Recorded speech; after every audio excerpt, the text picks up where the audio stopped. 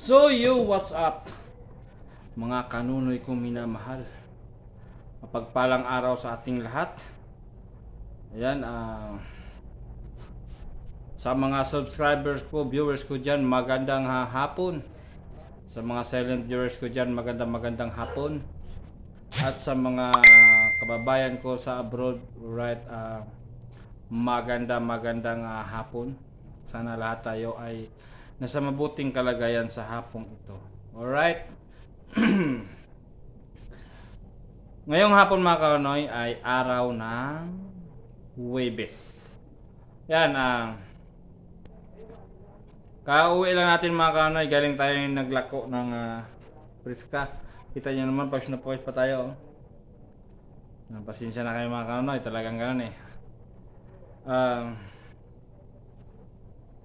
Sa awa ng Panginoon, medyo may tira na naman, pero konti lang kasi talaga, ilang piraso lang, pero okay na rin. No? Okay na rin kasi kahit pa paano makadali-dali din naman tayo ng kahit 300 lang. Tapos sa umaga kahit 400 or 500. Eh mga karoon, no, ang sasabihin ko lang ngayon ay yan, so una-una salamat sa ilan ni ate ni kuya. Yan. Sa inyo pala ate, kuya ka business, ate ka business, at saka sa buong sambahayan ng ka business family. Yan, magandang hapon sa inyong lahat. Sa mga kagwang 3Ms, yan. At sa mga kasing dikit diyan, sa mga ka business house, yan, magandang hapon sa inyong lahat. So, salamat pala sa Diyos dahil hindi man nila nakita ni kuya ni ate na ako ay nagdadasal, pero pinagdasal ko rin. Sa dami-dami nilang mga subscribers, viewers, siguro isa rin ako doon sa nagdadasal na gagaling si Burnok, no? Siyempre nakaiyak din tayo sa mga bagay-bagay na ganyan kasi hindi natin sukat akalain, di ba? Sino ba naman ang hindi maiyak? Hindi naman kasi tayo pusong bato eh, no? Ayan, salamat dahil si Burnok ay nakabalik na, no? Yan sa sa pamilya niya at sa kay la ate kuya, yan. Salamat dahil kondisyon na siya ulit, pero sana wag niya nang ulitin, no? Wag niya nang ulitin na ganun. Dapat alisto talaga siya, no? Kasi hindi sa lahat ng oras pwedeng ganun lang ang mangyari, no? Papasalamat lang tayo dahil nandiyan ang Diyos ay gumabay sa inyo, sa atin lahat, para ganun lang ang mangyari, no? Pero mo bumagsak ka sa mataas, pero ganun lang ang nangyari, no? Kaya leksyon yan sa'yo, no? Leksyon sa'yo. Tiisin mo at saka magdasal ka lang, manalikas Panginoon, no? Dahil salamat na rin dahil nandiyan ka na, nakabalik ka na, so siguro sa sunod ingat-ingat lang, no? Yan. Ayan, kumusta na lang kayo sa inyong lahat dyan? Yan, lagi na lang kayo mag-ingat, no? Sana lagi kayo nasa mabuting kalagayan. Buong ka-business family, buong ka-business member, yan, lahat kayo. Alright. So ayan mga kanonoy, grabe ang dami kong sasabihin tungkol sa mga naglipana sa social media. Sus, naku po.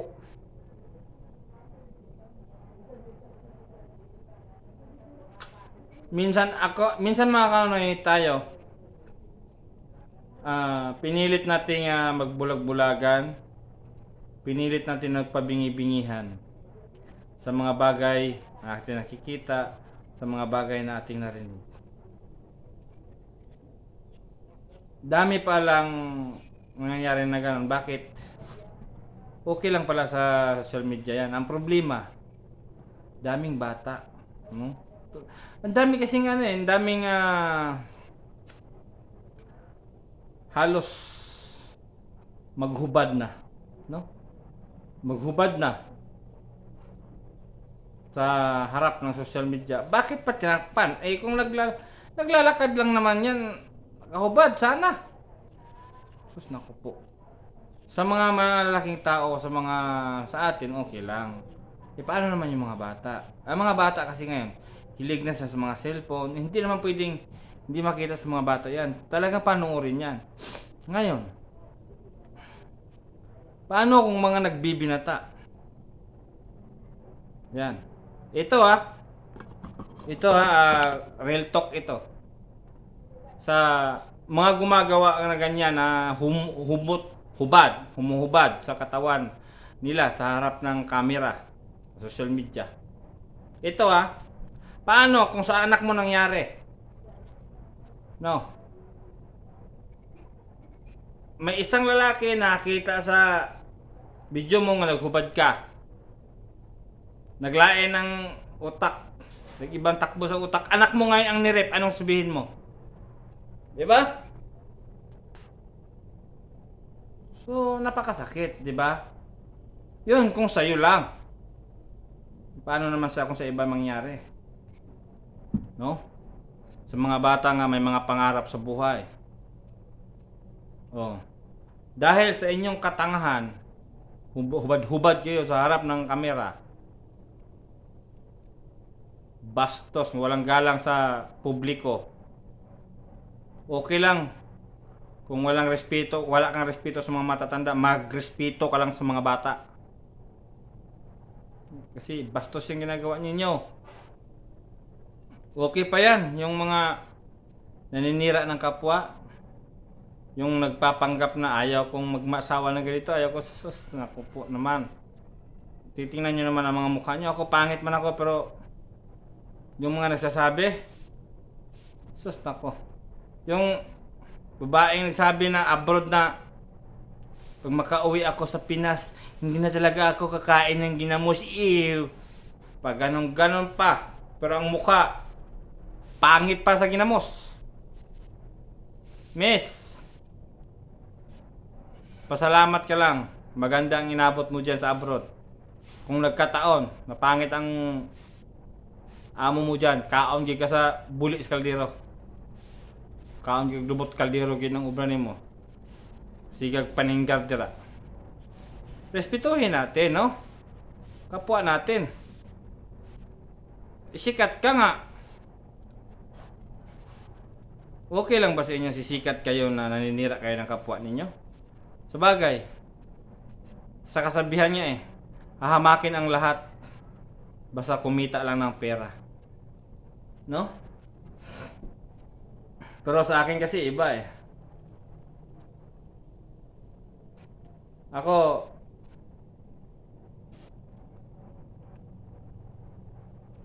kahit anong mangyari, no?